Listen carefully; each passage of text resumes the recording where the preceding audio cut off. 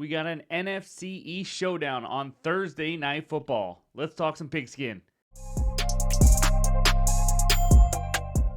What's going on, everyone? Welcome back in to another episode for Just a Bet Outside. I'm your host, Steven, and I'm ready to go, baby. Week 4 is here. Thursday Night Football between the Giants and the Cowboys. Week 3 was pretty much an even weekend for us, thanks to a 2-1 Monday night, but we'll go over those bets in just a little bit. Quick reminders, if you're looking for our best game bets for Week 4, the video will be out late Thursday night, and our favorite NFL player props will be out late Friday night as usual. So, before we get right into it, of course, got to mention Outlier, one-stop shop for all your betting research. I know I tell you this every day, but guys, it's $20 a month. There is a lot of other tools out there that aren't as good as Outlier that charge you a lot more. This will be more than worth it. I think if you want to be a great long-term sports bettor, you need the best tools possible. Outlier is that tool. Whether I was a partner with them or not, I would be using Outlier every single day still. So click that link below in the description. You get a 7-day free trial with that link. At least try it out, see what you think. But go check out Outlier. Now, the NFL fun fact. This is wild. This is so pointless and wild. Here we go. 4 years in a row, from 2017 to 2020, the number one draft picks have all experienced a tie before a victory in the NFL. That's right. Myles Garrett started 0-17-1, Baker Mayfield 0-1-1, Kyler Murray 0-3-1, and Joe Burrow started his career 0-2-1. That is just nuts to me. But anyways, in this video, we're going to recap Monday Night Football. There was 2 games. We had a 2-1 day. And then, of course, we will preview and give our best bets for the Giants and Cowboys Thursday Night Football. I have a 1-unit play, and then I got 2 other leans right now that I'm considering that we'll talk through. And then, of course, we'll finish it with the recap. So if you haven't already, hit that like button. Leave a comment below to help this channel continue to grow. If you're new to the channel, hit that subscribe button as we are on our way to 29,000 subscribers. Cannot thank you guys enough for all the support these first couple years on the channel. We talk all things MLB, NBA, NFL, and soon to be NHL. So we're excited, but let's get it rolling, and it starts with the recap. All right, here it is, the 2-1 night on Monday Night Football. We were 1 catch away from a 3-0 sweep. Brenton Strange got strange, guys. He had 2 catches decently early, could not get a third one. He was open on 1. Trevor Lawrence didn't hit him. They just couldn't connect on a couple targets, unfortunately, so we lost that on the hook.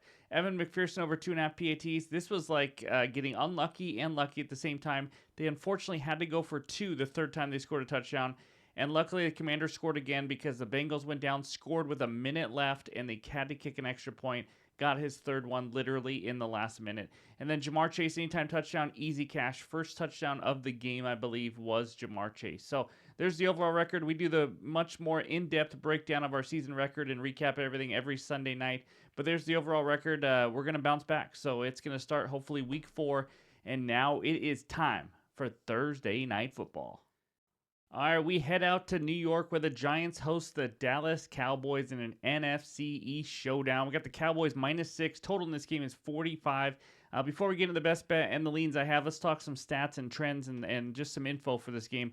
Looks like nickel starting corner Drew Phillips will be out for the Giants this game, just so you guys know. But the Cowboys, my goodness, what is going on with their defense? They have the worst rushing defense in the league when it comes to EPA per play allowed and when it comes to just looking at them with your eyes. The next closest is the Bengals, and it's not even really close on the rush defense. Cowboys allowed 274 rush yards to the Ravens last week. They don't even have a good O-line. The Ravens don't. So Dallas also allowing the most yards after contact per attempt at 4.02. And just in general, they're getting crushed in the trenches on offensive line, defensive line. Defensively overall, they've allowed the 3rd most points per game, 29.7 per game. Yes, Dallas has dominated the Giants lately, but I'm not sure this is the same Dallas team, especially in the trenches. Cowboys can't stop the run, and they cannot run the ball offensively.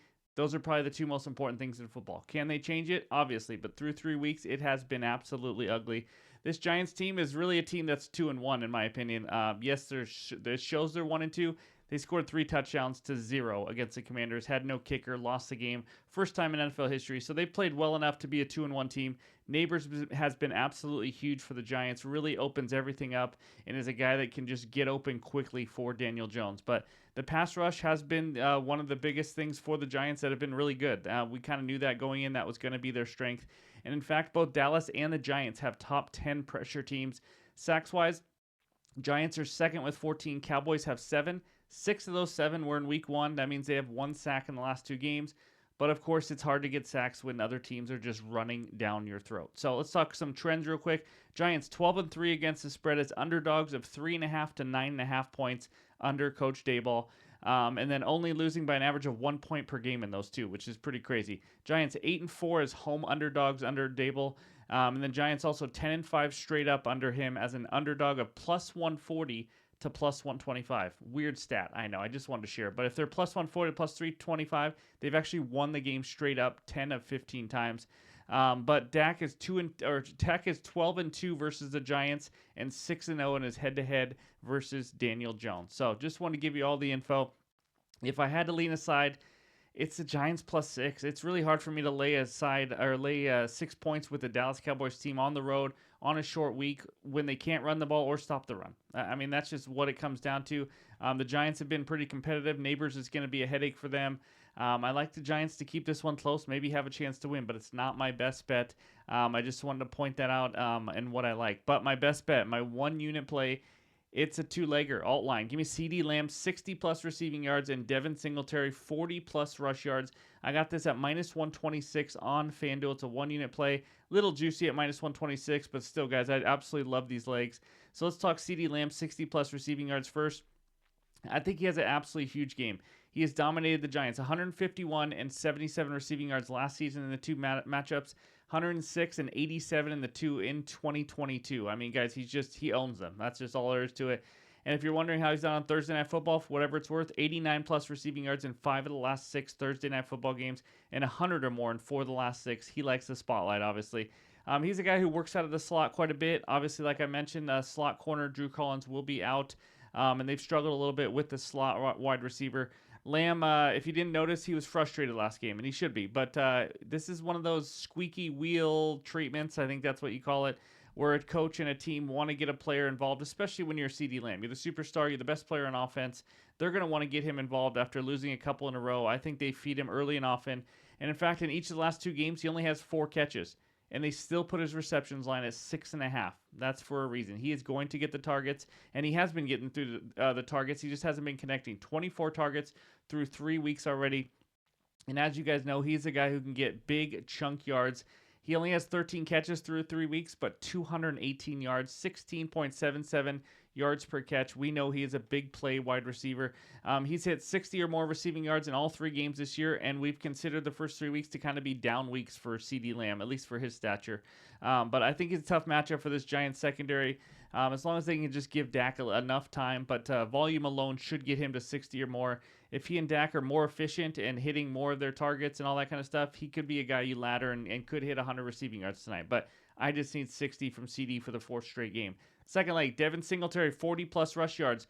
We've talked about this matchup already. Cowboys have the worst run defense in the NFL. Even if they improve, needing 40 yards is not going to be hard from the Giants' #1 running back, who can also break some long runs. He had a 43-yarder last week, a 22-yarder in week 2. Cowboys have given up a ton of big runs, as you guys know. His rush attempts line is 15.5.